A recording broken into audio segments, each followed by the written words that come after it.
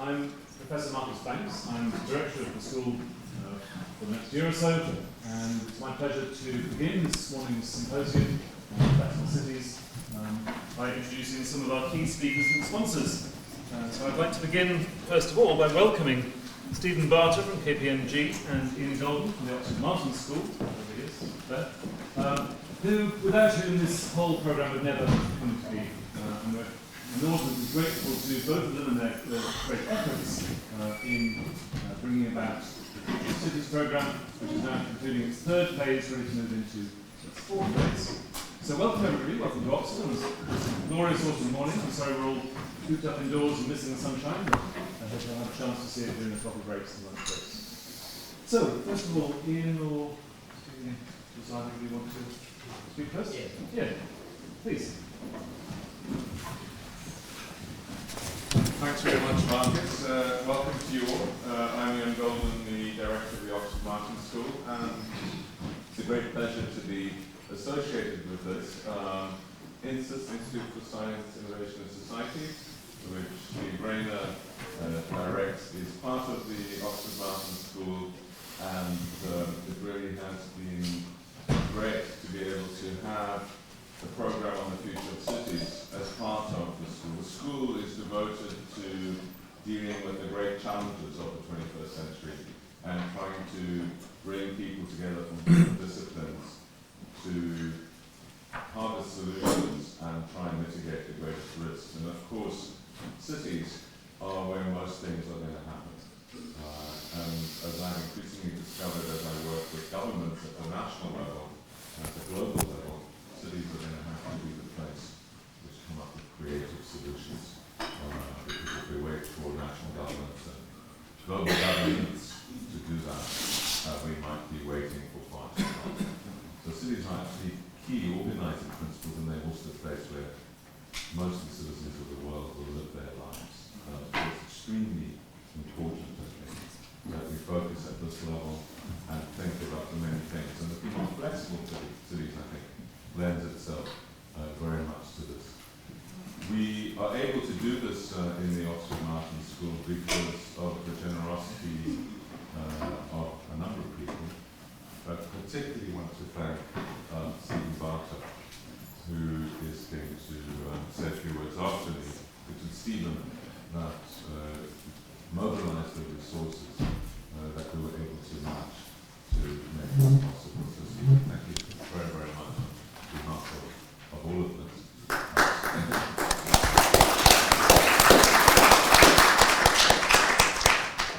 And I also want to thank Steve Rayner's co-director of this program, Michael Keith, absolutely fantastic. And Michael, of course, has his feet firmly on the city ground, sometimes in London rather than in Oxford, as a councillor and others, but has worked in the politics as well as in the theory of cities. And so it's a tremendous asset to us for many reasons, but not least that. The Oxford Martin School launched last week, a week ago, a report called the Commission for Future Generations, which Pascal Ami, the former Director General of the World Trade Organization, chaired, bringing 19 wonderful people together who have a lot of experience in dealing with the world's biggest problems. Bachelet from Chile, Liu He, who's the leading Chinese minister, Nanda Devakani from India, and many, many others. And the purpose of this group was to think about how to solve the biggest challenges. And what's very interesting about the report, and I hope that you have a chance to look at it on our website for downloading, and there should be some copies outside here later, is what's interesting about the report is that a number of the recommendations actually come to the conclusion that it's cities that we have to look for solutions from. And so, for example, on climate change, we propose in this report an alliance of cities, businesses, and some willing actors, the C20, 30, 40 alliance, to move the climate agenda forward. In health, we propose a Fit Cities alliance to move the non-communicable diseases agenda forward. And in other areas, we see cities as also being able to break the gridlock in global affairs. So thinking about what cities can do in the future has been very much part of our agenda. And I'm a very firm believer that the deliberations that you'll have in this conference are going to be immensely helpful in moving this agenda forward. So thanks to you all for coming, and thanks for the organisers for putting this together. Thank you.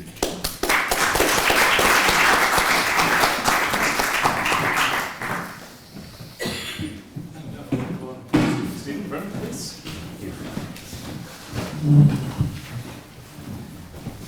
Well, good morning, ladies and gentlemen. My name is Stephen Barter, and it gives me enormous pride, I think I can use that word, to see this symposium happen and to have such a fantastic international audience from all over the world here attentively discussing this really important subject. The creation of the Cities programme at Oxford is really thanks to my fellow trustees at the Centre for Studies in Valuation of Property Management, and also to the late James Martin, who between the two co-funded the start of this programme. And James and I launched it in about March 2009, and its real work started about a year later. And this is the first opportunity I think we've had to really showcase the work that's been going on. And of course to discover that a lot of other people are looking at these important questions at the same time. Now, as we all know, more than 50% of the world's land surface is urban, and as investment locations, in my judgment anyway, cities are becoming more significant than nations for decision makers. Clearly, cities are places where people want to be, whether to work, be educated, be entertained, and to live. And I suppose despite all of this stuff, people still depend on being able to meet and talk to each other. My fascination with cities started when I was an undergraduate, and I was encouraged to read a book called The Death and Life of Great American Cities, which I'm sure you all know, by Jane Jacobs, in 1961. And it was a bit of a rant rather than a piece of scholarly research, but it touched a nerve, and I think still does. And much later, in 2006, I was getting to Oxford and realising that Oxford really hadn't touched the real estate sector very much at all, but there were a lot of people within Oxford interested in it. And the idea emerged of doing a rather more important and significant research programme about cities. And when I looked around the world, I saw lots of universities touching different aspects of it, whether it was transport or design or sustainability, climate change, but nobody really putting it all together and asking the big questions. And it seemed to me that it needed some real intellectual rigour around that. And I was delighted when the Side Business School agreed to incubate it and kick it off. And now it's migrated to the help with the School of the 20th Century and Anthropology. The clincher for me, though, was setting it up as a network within the university rather than as a specific centre. And this meant that we could harness the best of Oxford from all the different subjects that need to be involved here, whether it's economics, demographics, planning, transport, infrastructure, housing, business. And the great thing is Oxford was able to pull together a steering committee which oversees the programme, and that means that we can offer the best of Oxford to the rest of the world in looking at this subject. I was particularly delighted that personally that Steve and Michael came together to co-direct the programme, and I think they worked incredibly well, and as a result have been able to harness additional funding and support from organisations like the World Bank, the World Economic Forum, the National Endowment for Science, Technology and the Arts, and the Department of Business Innovation and Skills here, among many others. And that network of supporters and collaborators continues to expand. So moving forward, The aim now is to grow the capability and above all our market relationships to ensure that research always remains grounded, but also spreads its net more widely. And the International Advisory Board, which I chair, is helping enormously to bring that about. And I can also report that progress is being made with the business school here to introduce some short course exec ed programs which will provide a teaching outlet to a lot of the research that you're going to be hearing about. So I wish you all a very successful conference, a chance to learn, make friends, trade ideas in Oxford's unique surroundings, and conferences like this rather prove the point of what cities are about, I think. Thank you very much indeed. Thank you.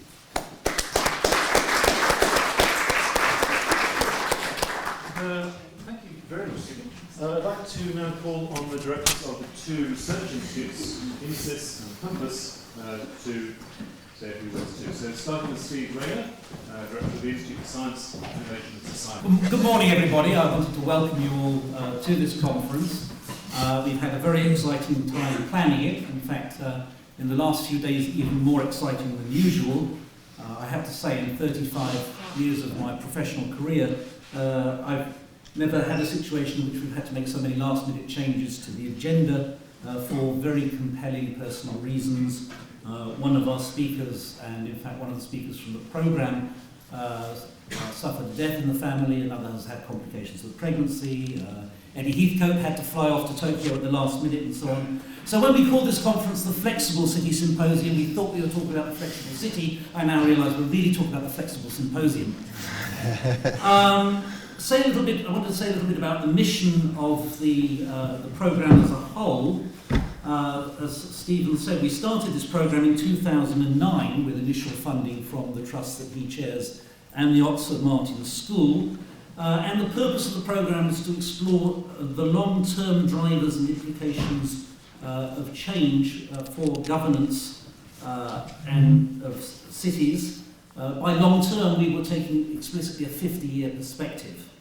And we're taking a very broad view of governance to include particularly the interactions between government, market, private sector and civil society. And also an equally broad view of drivers to cover physical, social and technological drivers of change. We've had 3 phases to the programme so far. The first of those was in 2009-2010 when we conducted an extensive scenarios planning exercise, which was really an exercise in which we simultaneously tried to identify some of the capabilities we had within the University of Oxford, but also to identify the underlying theme for the programme and what emerged was this notion of the flexible city. In the second phase, 2009 to 2011, we cast bread on the waters, so to speak, of the university, and we spread it a little wider than usual in that we included Oxford Brookes. As many of you will know, this university does not have a planning department. Oxford Brookes has a rather good planning department, and we were very pleased to be able to engage with them in that phase of the programme. And basically what we did was we had a small grants competition which elicited eventually 7 successful proposals that were really pilot projects, seed money proposals, which were then subsequently expanded into larger projects which received external funding. And then finally, in the third phase, which we are now bringing to a close, 2011 to 2013, we've had 4 focused research areas. The first of these is new modes of urban governance. The second is development the everyday experience of the city. The third was city-to-city learning, and the fourth was mundane urban technologies. And we have been pursuing research in each of those 4 areas. Just say a couple of things about some of the issues. I think one of the things that was important for us, that has already emerged, is that much of the attention that is paid in the cities area at the moment, and by the way, when we started this programme in 2009, if you went on the web and put in future of cities, you got nothing.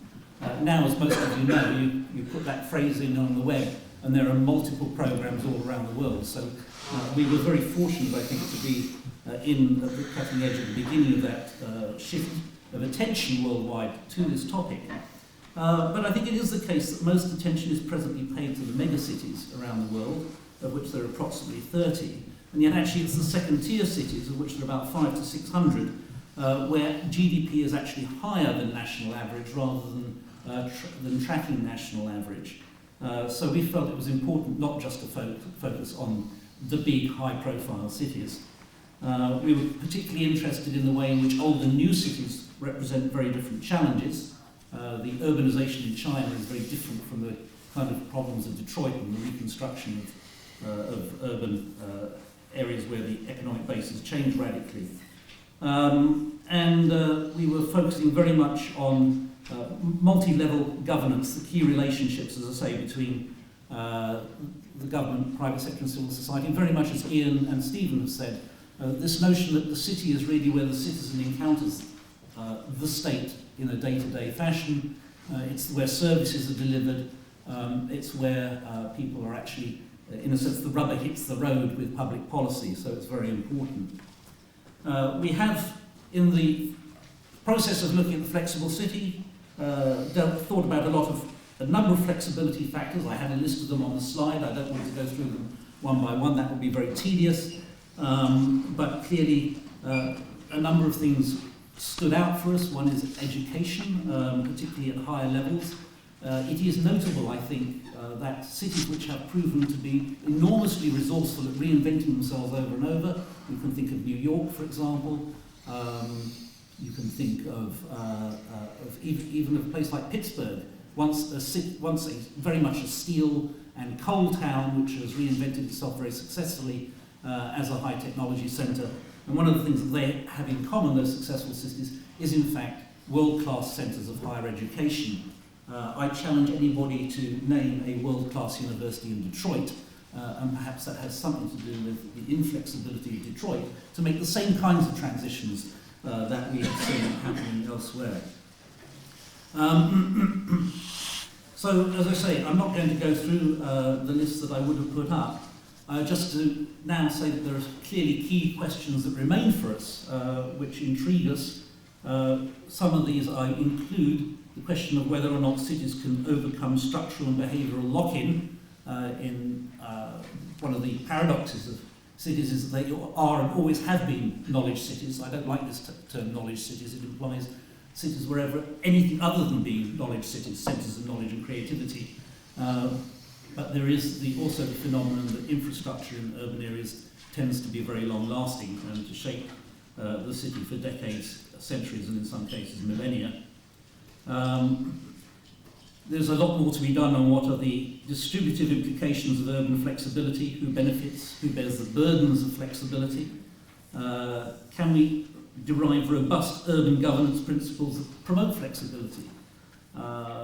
Or are they always invariably contextual and specific to geographies and to particular places? What are the best ways for cities to share insights and experience? How can that best be achieved? What are the implications of flexible imperatives for both public and private investment strategies? And what are the implications of international experiences for UK cities? So those are the kinds of questions that we'll be taking forward in the fourth phase, which is currently under development, so as to speak. And also during that phase, we will be providing support to the UK government foresight programme on the future of UK cities, of which I'm a member of the lead expert group. So that's just to give you a little taste of the overall history of the programme and what we think our future directions are. As I say, it's my pleasure to welcome you all here today to the Flexible City Symposium, and I'm very much looking forward to the discussions that we will be having over the next 2 days. We have a lot to learn from you, and we hope that this will also be the beginning of a number of new associations that will stand us in good stead as we take the programme forward. And with that, I'll hand over to Michael. Thank you, Steve. In fact, Michael.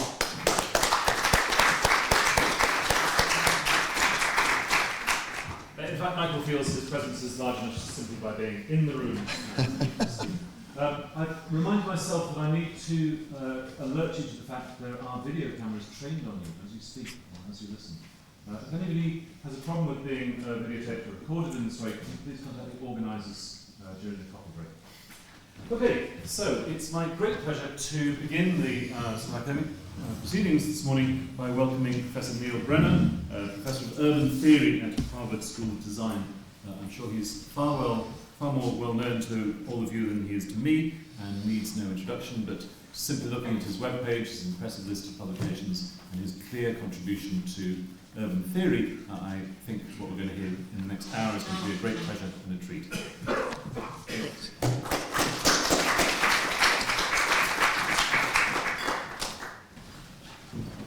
So, good morning, everyone.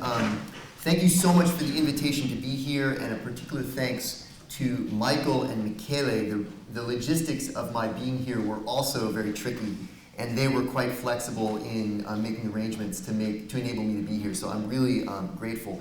So a lot of my earlier work dealt with questions of urban governance and the increasing mobilization of state spatial strategies in support of urban economic development. So I wrote a book called New State Spaces, which was trying to make sense of a kind of transformation of urban governance and state space in the last 20, 30 years under contemporary capitalism. So I think that work is actually relevant to the framing of the conference, and just from looking at the program, a lot of the discussion deals with questions of urban governance. So I continue to be quite interested in those questions, but actually that's not the theme of my lecture today. So in the last couple of years, I've been working on a somewhat more abstract level about the nature of urbanization and the nature of the urban itself in relation to the apparent existence of spatial formations that we call cities. So I've been trying to think about the actual constitution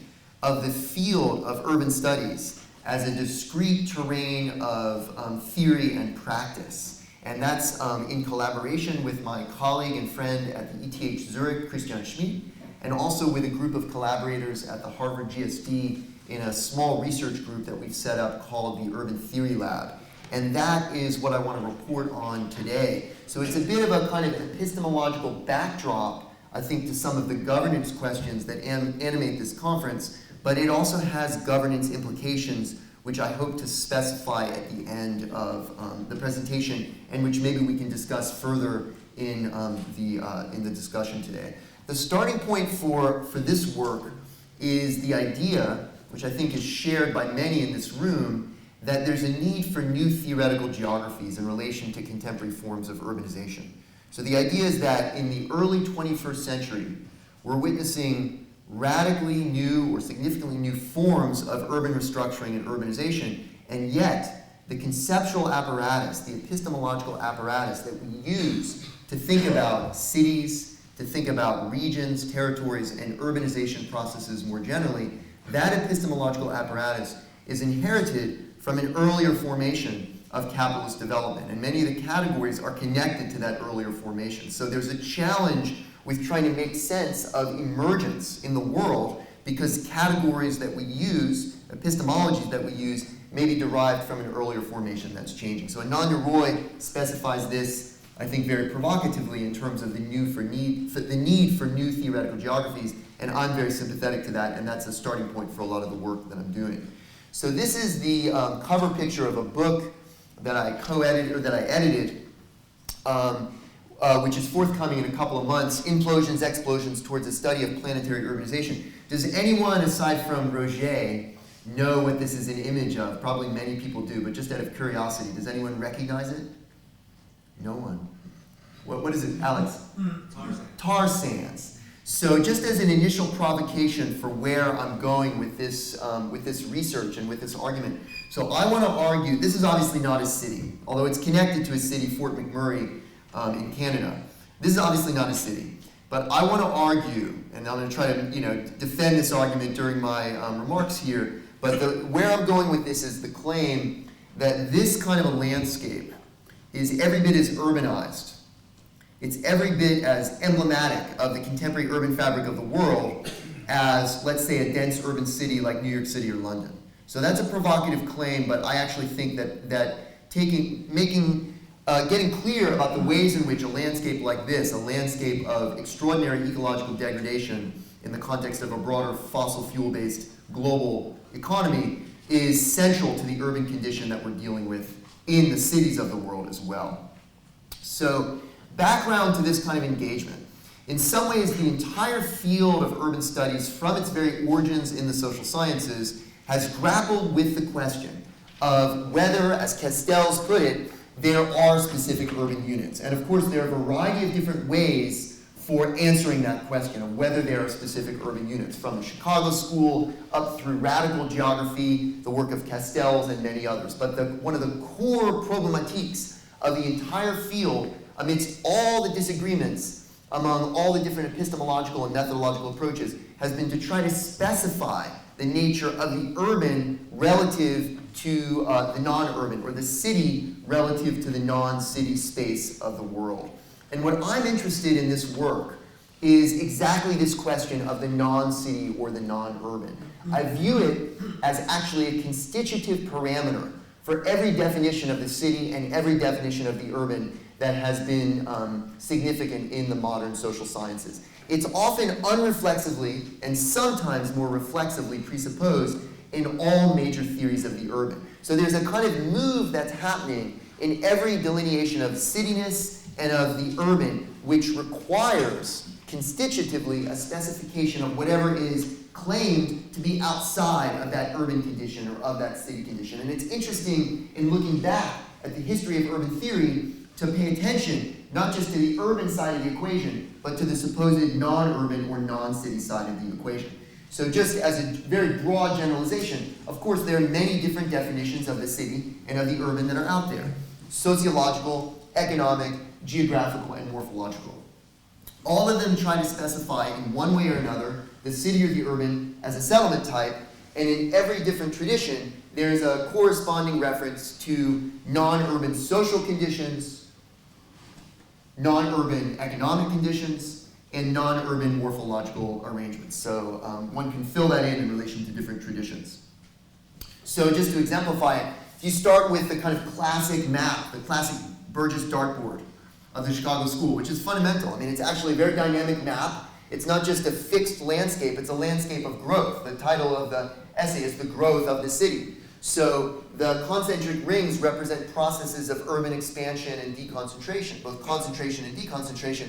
But the terrain of cityness is basically inside of these concentric rings. The non-city is basically beyond that concentric ring, the outermost concentric ring.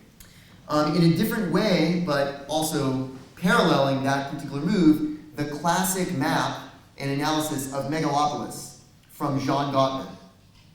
It upscales, this is 1961, it upscales the city and the urban to this massive territory stretching from Boston all the way to Washington. He called it Boss Wash. So a radical move, in some ways a radical explosion of the Chicago School's approach to the city as place. Now the urban is this massive territory that encompasses hundreds of miles along the kind of northeastern seaboard of the United States.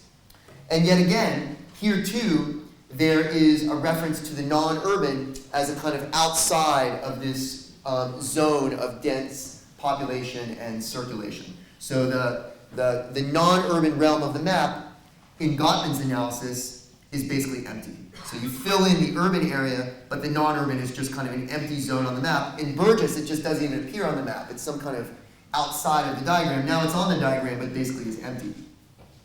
And yet another tradition, which has actually been so important for me, at least in my earlier work on urban governance, again, a very different tradition from both Burgess and the Chicago School and John Gottman's approach to political geography, world city theory. This is, of course, John Friedman's 1986 map of the global urban system.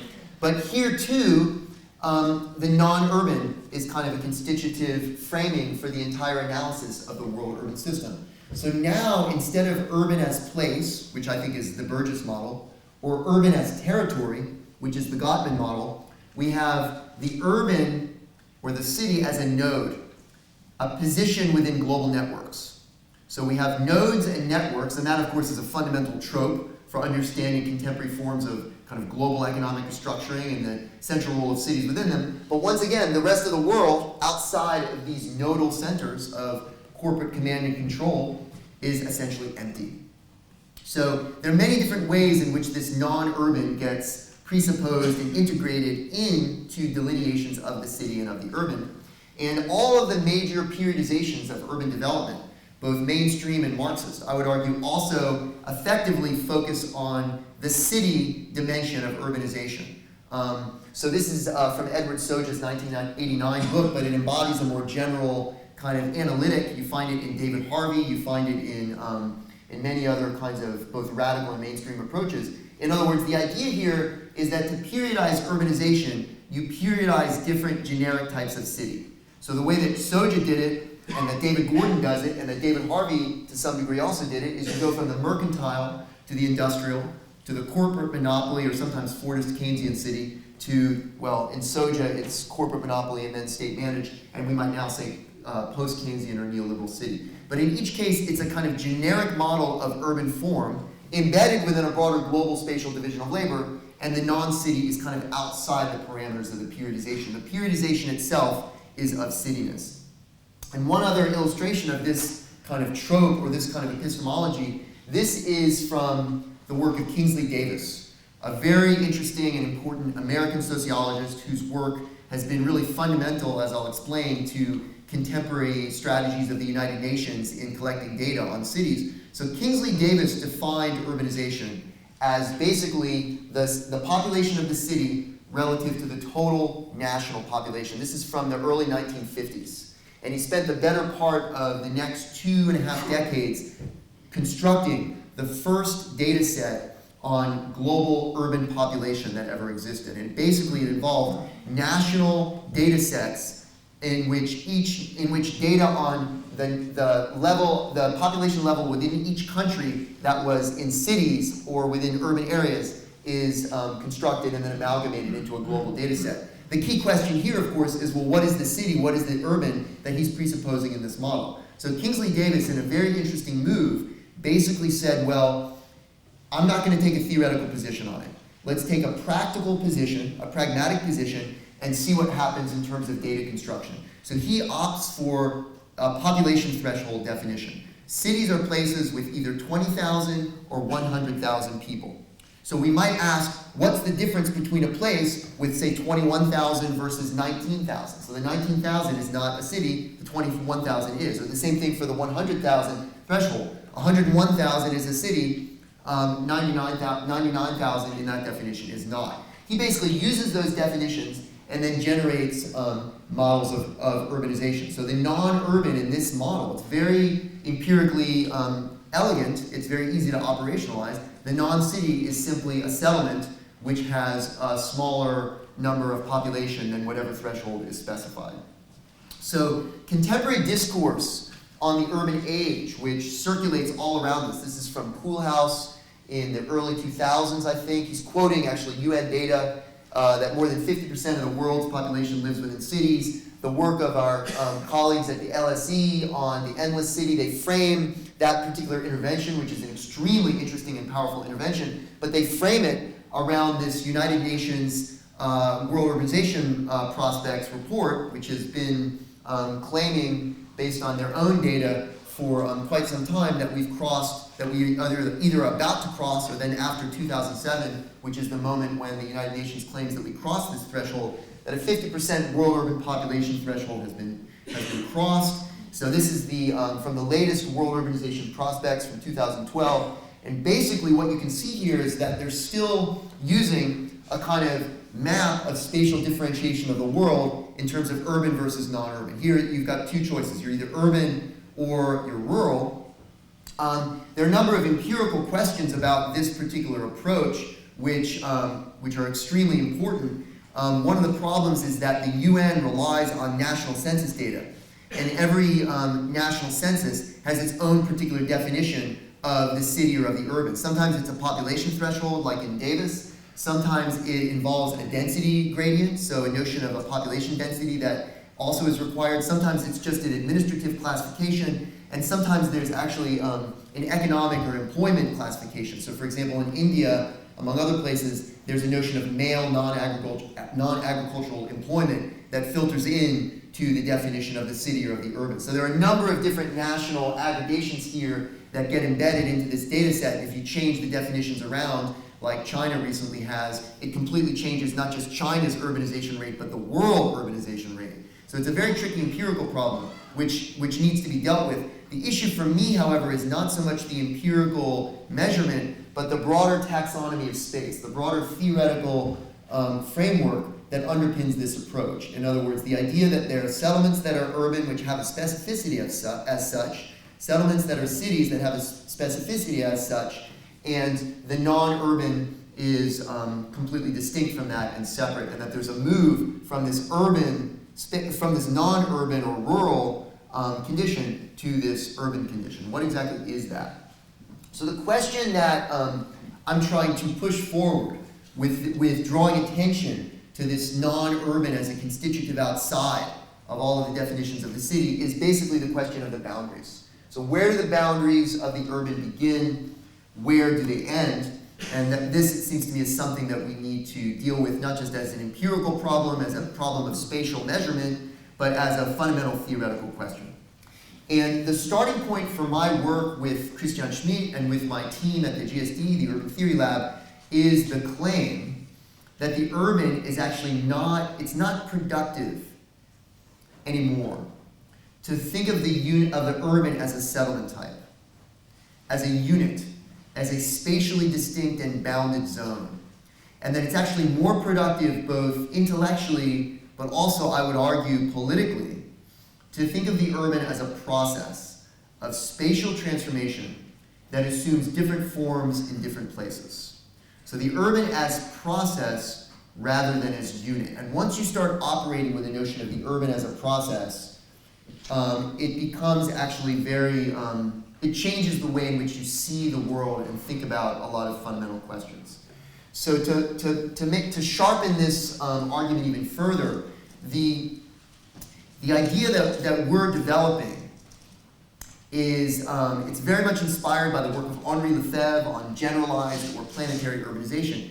It starts from the question of what happens both intellectually and politically if you internalize the so-called non-urban into the very heart of the theory of urbanization.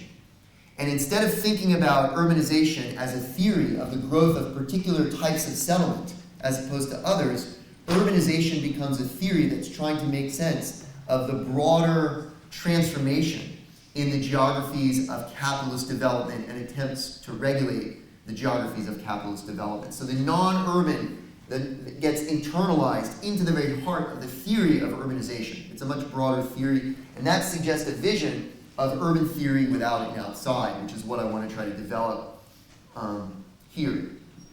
So just as a kind of a footnote here, perhaps to some issues that we might want to discuss. So this desire to transcend certain constitutive binarisms that underpin intellectual, theoretical, and political work, I'm certainly not alone in that kind of agenda. And I think two other agendas that are well represented in the conference would be, on the one hand, the work of Matthew Gandy, Roger Kyle, and others in urban political ecology, and on cyborg urbanization, as Matthew puts it, which is trying to move beyond the society-nature divide. So not the urban-non-urban here, although it certainly connects up with this, but beyond the society-nature desire, the society-nature divide.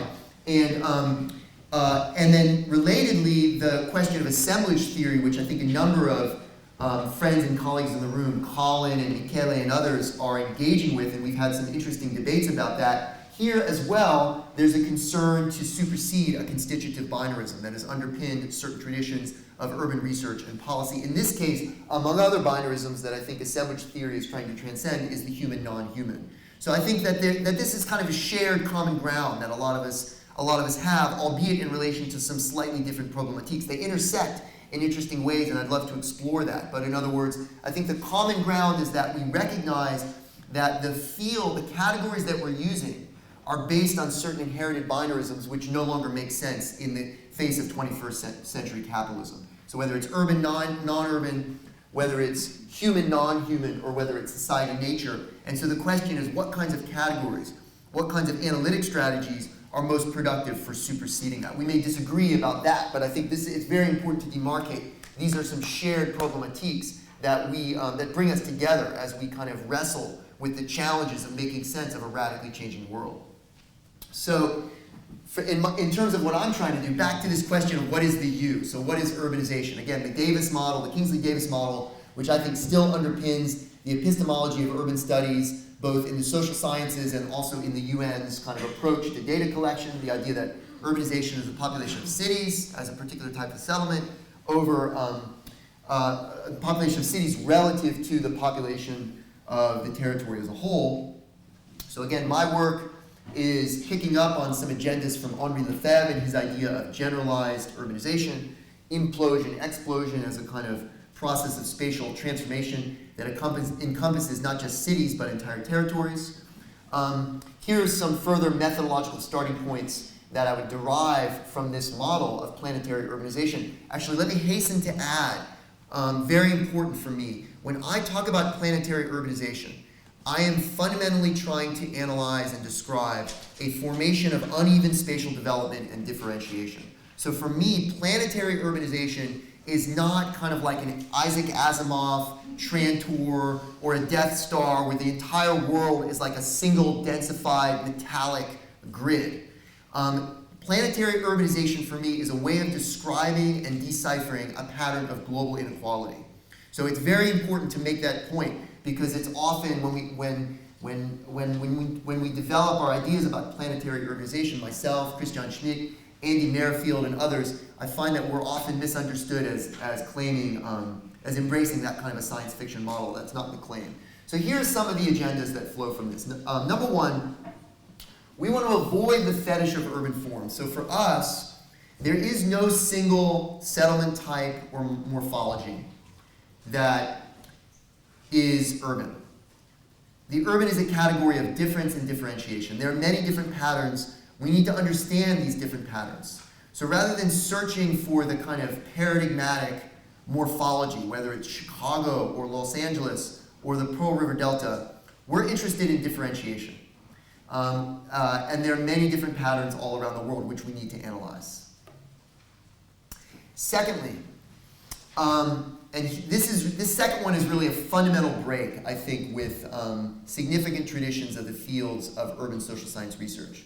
So for me, and for Christian, urbanization is not only defined by city growth, the kind of classic Chicago notion of urban expansion, but entails the production of what we call operational landscapes of extended urbanization to support the expansion and growth of agglomerations or cities.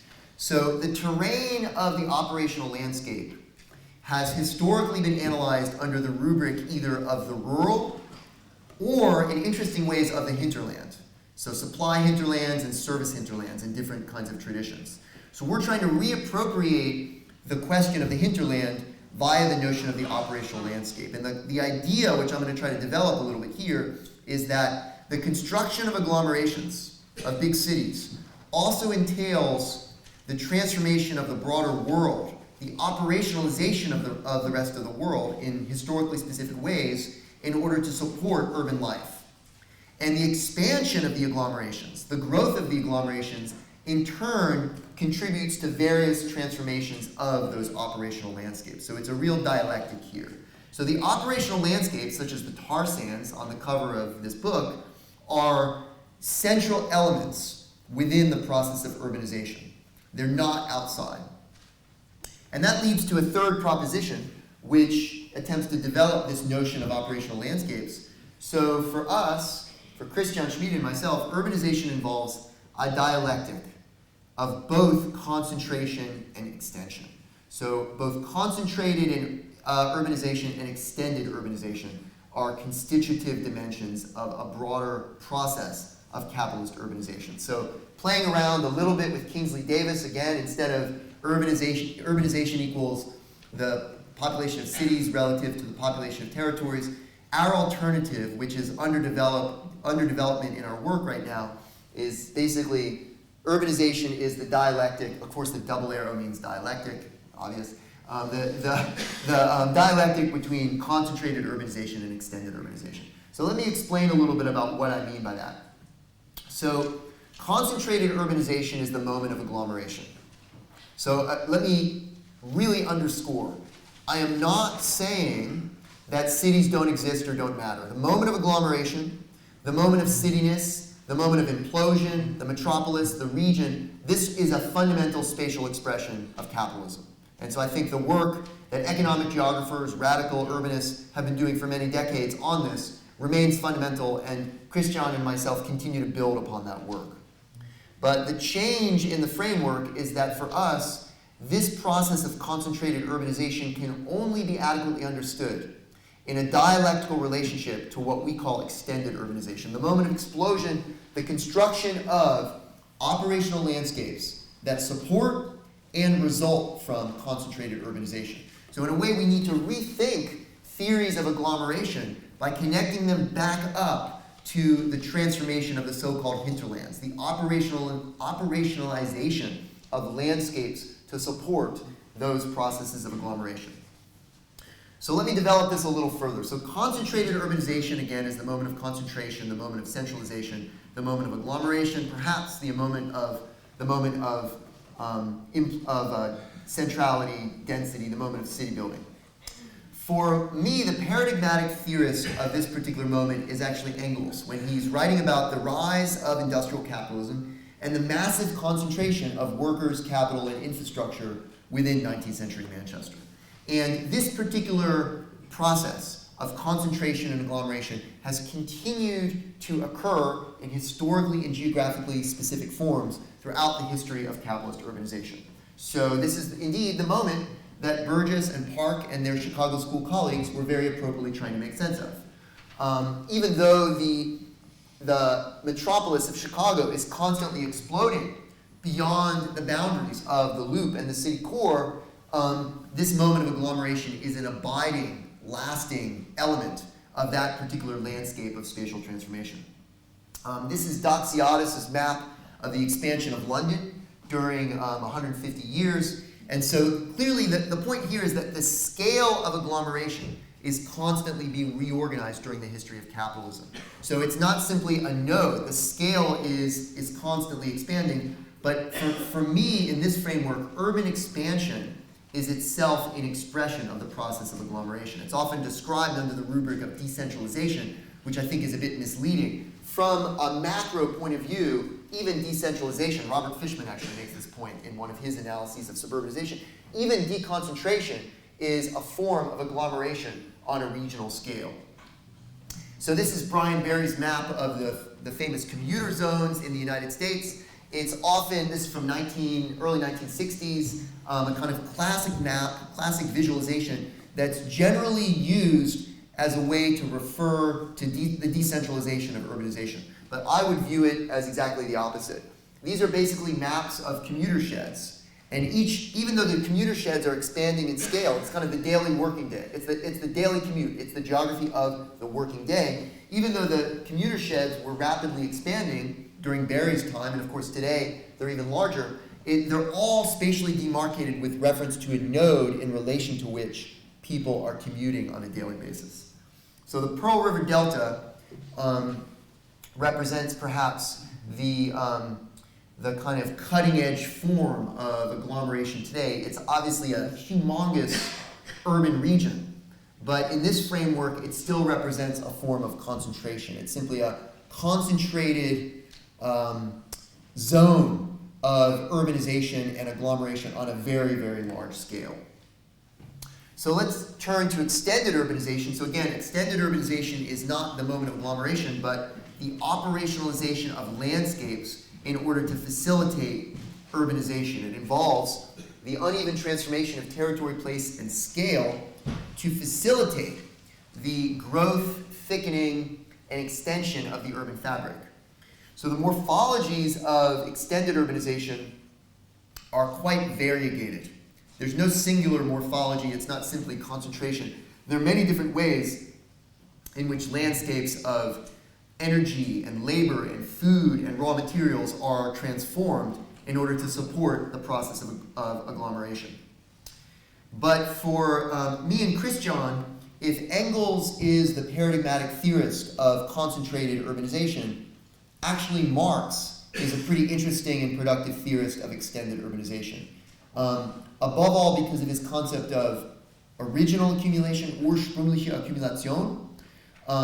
In other words, the dispossession of the peasantry, the transformation of property relations, the enclosure of the commons in the so-called countryside is a condition of possibility for the massing together of the labor force as a proletariat within the big city of industrial Manchester. So that is already, it seems to me, a very important insight into the condition of urbanization. In other words, in order to create an agglomeration, a massive, and in this case, quite violent reorganization of labor relations, systems of social reproduction, systems of property relations outside the city is a precondition. It seems to me we can take that insight and generalize it in order to understand this dialectic between operational landscapes and agglomerations. The creation of agglomerations always entails the reorganization of broader territories and landscapes of labor, energy, raw materials, and so forth in order to facilitate that particular agglomeration. So just to illustrate what I have in mind, these are coal mining zones in northern England and Wales. So for me, this would be a dimension of the urbanization process that Engels analyzed in his famous book on 19th century Manchester. Without the construction of these new zones of energy extraction, a kind of fossil fuel-based transformation of the countryside, the big cities of the Industrial Revolution are impossible to imagine. And this is also, of course, a zone of massive labor deployment and so forth. This is from Gottman's analysis of megalopolis.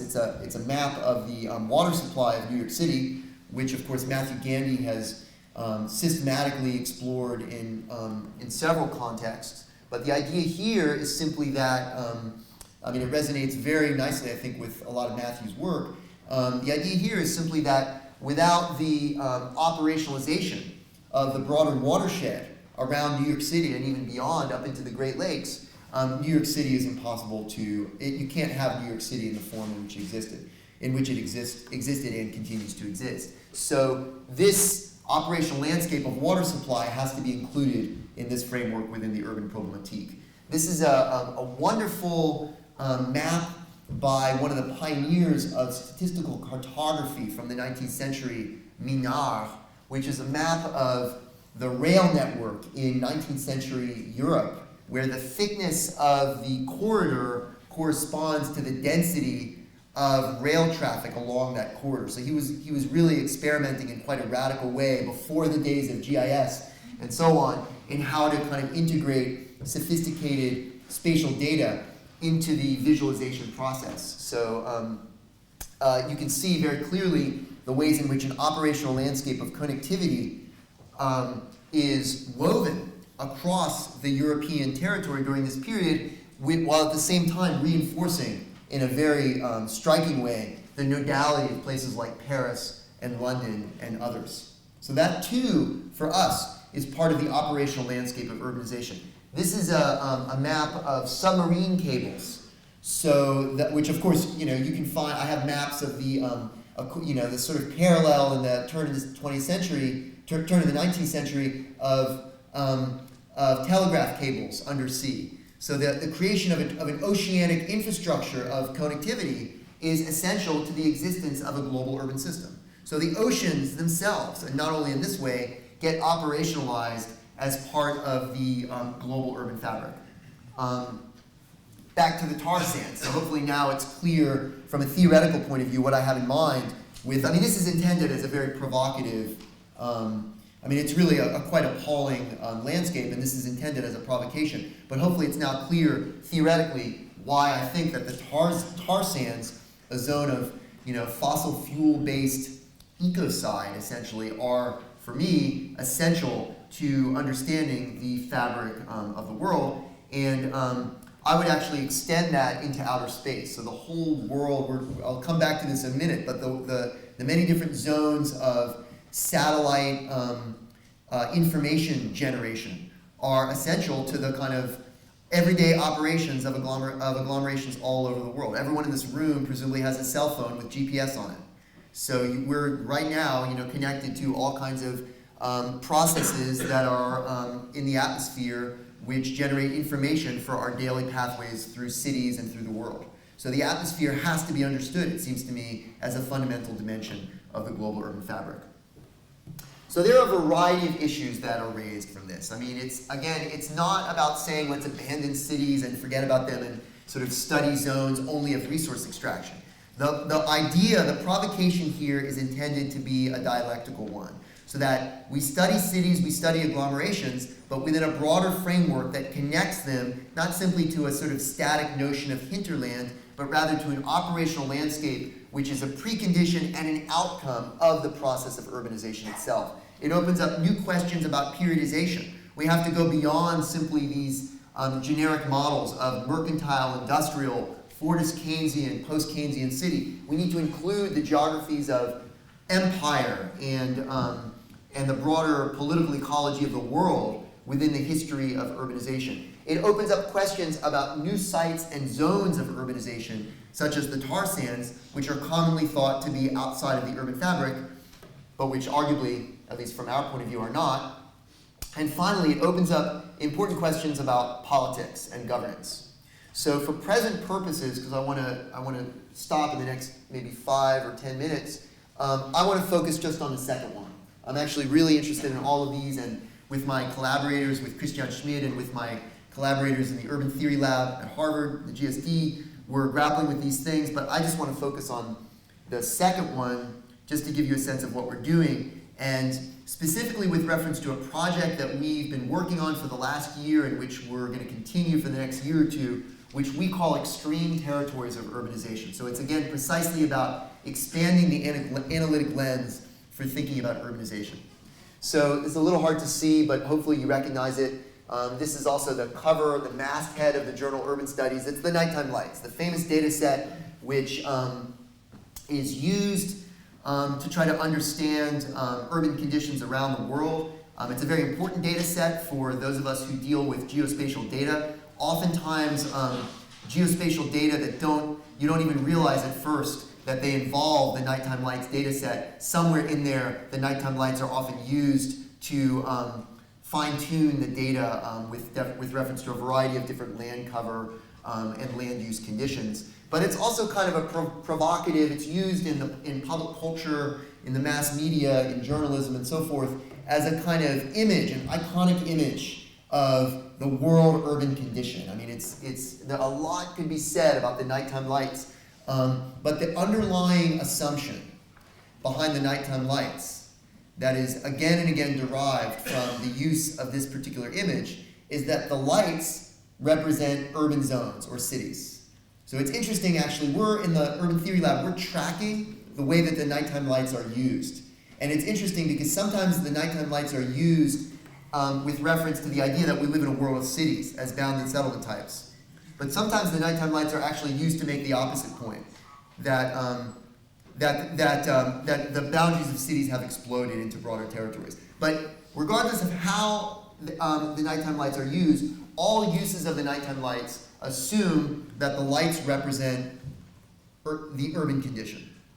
So in our Urban Theory Lab, we decided to really push this theory of extended urbanization and subject it to extreme stress by looking at this map. I mean, it would be possible in our kind of interest in looking for new sites of urbanization to, it's a little hard to see, but like you can see certain zones on this map that you normally wouldn't think are urban, but which are actually quite densely urbanized. So the Nile River, or another massive urban zone that's very evident on this map, is the Ganges Plain. So massive numbers of small and medium-sized towns and villages in India, which according to the Indian census, because of its particular criteria, are not urban, but which are very obviously urban from a map like this. So it would be perfectly possible, using this framework, to look at zones like that as zones of urbanization and to proceed from there to basically construct new kinds of megalopolises that exist all over the world.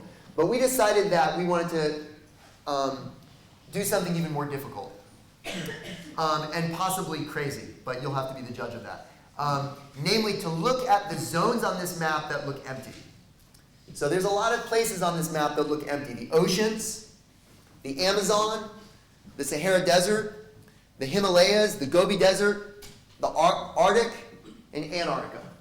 So we decided to look at those zones, these extreme territories of urbanization, Siberia as well, Pacific Ocean, and indeed the atmosphere as well, and to see whether we could actually, whether our notions of extended urbanization and concentrated urbanization would help us make sense of some of the transformations that have been ongoing in these particular areas. So I want to show now a video which is kind of a report on this particular work. It's just about 4 or 5 minutes long, but it'll give you a sense, oops, I went too far. It'll give you a sense of what we're doing. And if someone could dim the lights, that would be awesome, because it'll be a little easier to see. And let me make sure the volume is right.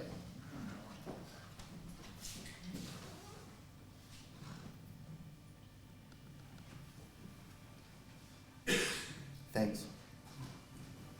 In the early 1970s, Henri Levebvre anticipated a situation of generalized urbanization, in which an urban fabric would be extended to encompass the entire planet. More recently, geographer Edward Soja declared that every square inch of the world is urbanized to some degree.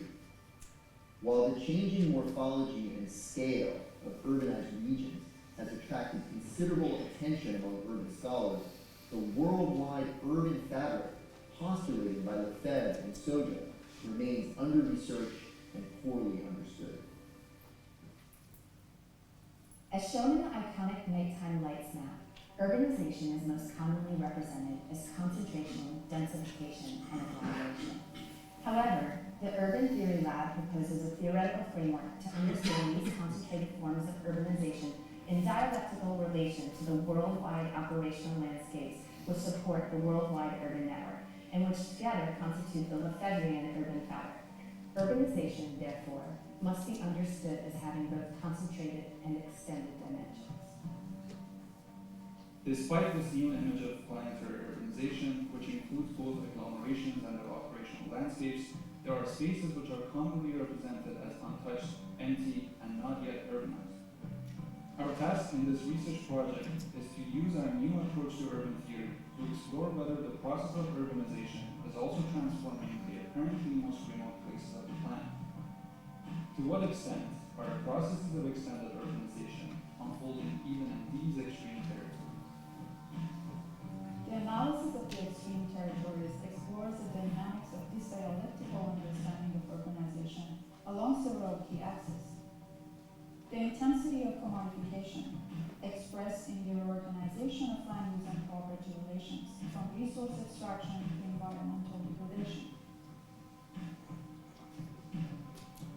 The extension and thickening of connectivity infrastructures, from roads, air routes, shipping lanes, and satellite orbits to submarine cables. The socio-metabolic transformations that result from new regimes of intensity and connectivity, generating diverse forms of environmental reorganization and degradation at every spatial scale, affecting the very foundations of human and non-human life. Through this analysis, we can generate new understandings of the extreme territories as spaces of urbanization that avoid the fetish of urban form, supersede the urban-non-urban divide, historicize urbanization as a process that is inextricable from capitalist forms of industrialization.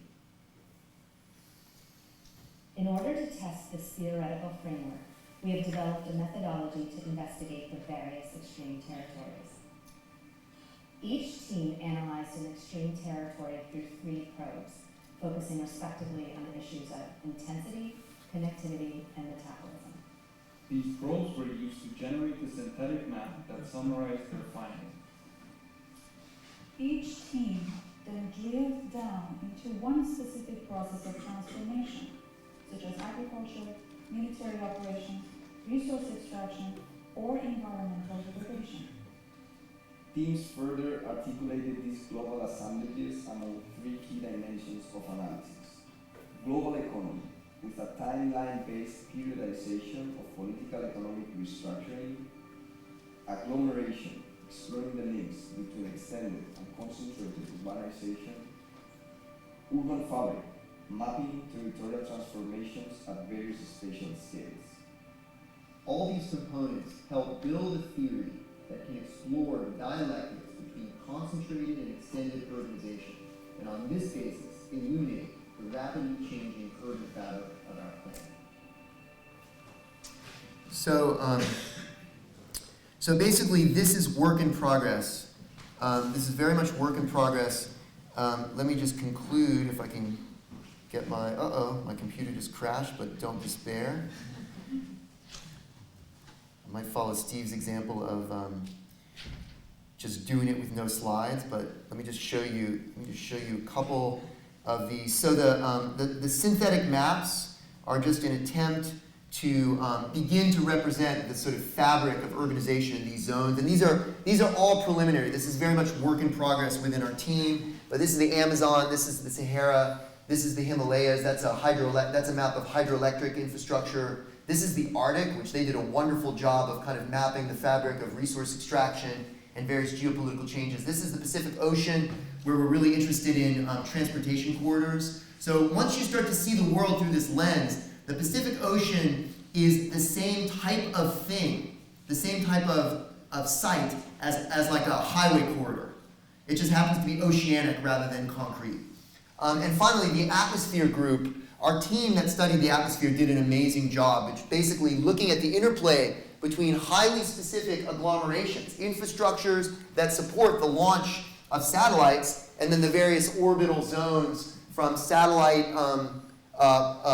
infrastructures, as well as the massive proliferation of space junk. So this was basically the first pass at trying to map the urban fabric of the extreme territories. It also changes the way that you think about agglomerations. It's not just that we're going out to these remote places, but by doing that, it also changes the way in which you think about what's actually happening in a place like New York or London or Tokyo.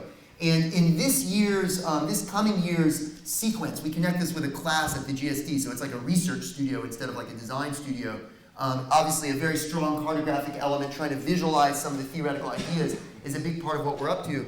So in what we found in the first round, which was completely unexpected for me, although now it seems obvious, is that the operationalization of these landscapes that we've been finding through the intensification of land use, the creation of new infrastructures of connectivity, and various kinds of socio-metabolic transformation, the whole thing in all of these completely different regions has been premised upon a major regulatory transformation, which is actually plausible to view as a neoliberalization process. So sometime during the long 1980s, between the collapse of Fordist Keynesian developmentalist capitalism and the collapse of communism in 1989, 1991, a whole range of new regulatory rule regimes were rolled out in every one of these regions, despite the fact that they're in different parts of the world. Some of them aren't even inside of a country, the Pacific Ocean or the atmosphere, which are opening up new pathways of land use intensification and commodification.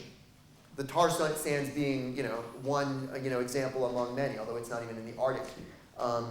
And so in this year's sequence of this class and pushing the project forward, we're really looking more systematically at questions of governance and territorial regulation. So in other words, the whole reorganization of land use presupposes a regulatory system.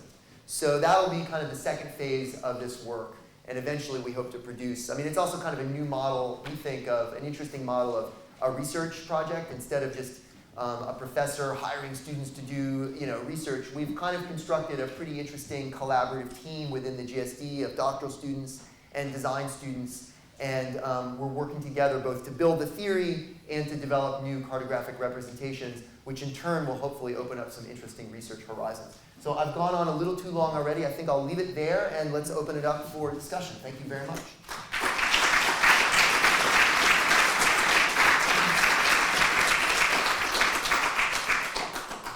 That was fantastic. It's stimulating. Thank you. In particular, I enjoyed your use or your approach towards the Pacific. It reminds me of a project we had in anthropology a few years ago looking at the Indian Ocean.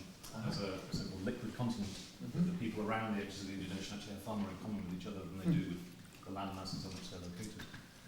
So I can see there's a great deal of future sort of exciting collaboration, not just within your lab, but also with a variety of research streams here in Oxford too. So that's very encouraging. Let us take questions. We've got about 10-15 minutes. Yes, please. You need to shout and tell us your name as well. I can shout very. You hear me? Sunil Kumar, Department of Social Policy, School of Economics. Very interesting presentation. I just wanted to ask you, coming from a policy perspective. Yeah. You talked about urbanization as a process. This was talked by David Smith when he was talking about urbanization in its forms. Exactly. There's a lot of work being done around peri-urban and the dialectical relation between the peri-urban and the urban. And from what I get from your presentation, you're trying to demonstrate this thing as something being context specific. There's no generalization. The questions around regulation and governance. But if one looks at policy and policy transfer and policy ideas, these have been largely blueprint approaches. Yeah. And therefore, if your work produces this understanding, which is much more fragmented and decentralized and so on and so forth, how is it going to change supernatural policy on regulation, WTO, the World Bank? And what powers do these large organizations have over national governments to look at policy as pertaining to their own territories and how it's configured, rather than this larger question? So I'm not really understanding how this is going to end in terms of its use. Yep. So I'm looking at the end rather than the beginning. Fair enough. Great point. Should we collect questions, or how do you want to do it? How would you do that? How do you guys want to do it? I'm happy to take notes and then respond to a bunch of them. The advantage is that then we get more. We hear from more people. Yeah, people are not. Okay, let's do it that way. Yes, perfect. Top left. Thanks, Neil. Oh. It's really fascinating. I think one of my questions is about the temporalities or the rhythms of extended urbanization. Partly I wanted to push you a little bit on the geographies of extended urbanization, because you talked about operational landscapes there. I was thinking about what work landscape is doing. So, for example, are we also thinking about how extended urbanization operates metabolically or through bodies, for instance? So, how are you reading landscape in that sense? Because you talk very much about territorial landscapes, visually and conceptually. But I was going to ask you about the temporalities of it. So, let's say, for example, looking at your images, 95% of global trade goes through shipping and logistic containers. Yep. At a certain pace Yep. of organisation. The finance economy operates, as you know from people like Donald McKenzie, in milliseconds, right? Well, the geographies of the organisation of computers and rooms versus the kind of global flows of finance become profoundly important. So, and then there's a time of, say, urban climate change.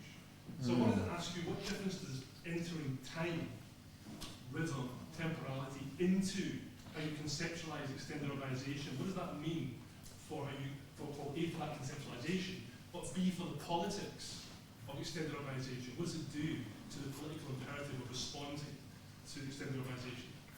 I've got a couple of others. Yeah, no, that's great. That's quite enough questions for now. The person sitting next to you, please. We need to talk. Cool. Just for me, a very problematic element to your work, and I wonder how you would counter it. And it starts from the map, for example, that you were talking about, which is also, of course, very often used to indicate that there is no electricity and therefore no light Yes. in a lot of places. Yep. And it seems to me that problem with data, which is the bigger question that I want to talk about, is one could be mean and say this is not a simple exercise of a really exciting way of playing with cool data and cool graphics to map a whole lot of things that haven't been mapped before along a line which does show an interesting set of connections, but it doesn't actually help us understand the very urban places about which we do not have data. Yep. Yes. So I want to actually go back to the urban problematic, which I think is the crucial question here. And you refer to some other sort of new theoretical paradigms, such as assemblage theory, the urban political ecology. But I would argue to a certain extent these other theoretical sort of approaches are kind of a consequence of some of the theoretical methodological innovations we had. But I think in your case, the special thing is that you're trying to respond to a very particular condition, a context. You really want to understand, there's some sort of this critical moment that you're trying to kind of respond to. That's why you're trying to develop some theoretical tools, as far as I understand. But I'm not entirely convinced about the point of entry. And I mean, so in that regard, I actually like to pose sort of a clarification question here. Because there seems to be a lot of emphasis on Levebvre's point about the extension of the urban tissue. But then there's not much discussion about one of the fundamental arguments of Levebvre in his Urban Revolution book, which is that there has been a critical moment whereby industrialization is taken over by urbanization. So there's sort of this kind of a paradigm, a fundamental shift in the ways in which accumulation is happening. And Levebvre is extremely shy about that in the book. I mean, he's super humble, he has lots of questions, but I was really surprised that this really didn't register, or this just didn't sort of show up in the way in which you define Planetary. And I'm just wondering. But just, I don't know if I got the very last part. It was on the new, so the extension of the urban tissue in Levebvre versus, what was the other one, one more time, the other side? The other side is, I mean, when he talks about the urban Planetary, yeah. And again, he does it in a very kind of shy way, I would say. Yep. He's kind of hinting at a situation whereby urbanization is not driven by industrialization, actually. So we've entered this new era in which urbanization has its own surplus value creating dynamics, or it's sort of independent of industrialization itself. Got it. Good. We'll take two more. Could you keep them brief, please? I'm doing my video here at Oxford. Sorry, what's your name? My name? Yeah. Simon. And speak up a little, please. I'm wondering about how do you think of linking the local and the global? Is this, when you talk about the urban is a problem, would that be something that one could apply to a local sphere as well? And how would that work? Is it only about these global maps, or is it something that one could also look at in a more daily life? Yep. Basis? Okay, thank you. And those guy at the back, yes, please. Yep. I'm Jasper, University of Cambridge. I just wanted to ask you about your data set. You're relying theoretically very much on Levebvre, but I hear only quantitative data set. Is there any qualitative data in there? You're referring to to your research as such. So you interpreted this as mainly quantitative. I'm just trying to make sure I understand. Yep, okay, fine. Right, I think we'll stop there and allow Neil a chance to somehow encompass all those. The advantages of collecting lots of questions is that if you keep collecting, then maybe at some point you run out of time and you can just... But it's also collectively really, I actually think it's productive. It would be productive just to collect questions, because there's already a discussion that's kind of emerging just from what people have said. So look, I'm not going to be able to answer these adequately, but let me just try to give you some sense of how I would reply to the issues that have been raised, just to try to clarify. So I'll just go in the order that we went. So Sunil's question about policy implications, the interplay between context and generalization, and what all this would mean in terms of like the WTO and national and local government policies. So we absolutely want to connect this back to the world of policy. But at the moment, that's not the immediate remit. So this raises a question about what is the point of theory. So if theory is always driven by a particular, not that you're suggesting this is a more general argument, if theory is only driven or always driven by the need to introduce a particular policy perspective, that entails certain constraints on what theory can do. So at the moment, we are a couple steps back from the question of what is to be done, because we're simply trying to reconceptualize the processes that are ongoing. So not that we want to be policy irrelevant, but just that there's a prior step about trying to understand and reconceptualize. I mean, a big part of this work is oriented towards concept generation, towards generating a new epistemology of urbanization, such that we can then return to questions of policy. So that by way of disclaimer. But the one thing that has already become quite clear from the work that we've done so far is that to the degree that major institutions and organizations are promoting urban policy, whether it's the WTO, the World Bank, the United Nations, national governments, or local governments, to the degree that urban policy is focused on cities as bounded settlement types, that is a limited focal point for confronting the challenge. So here's an example.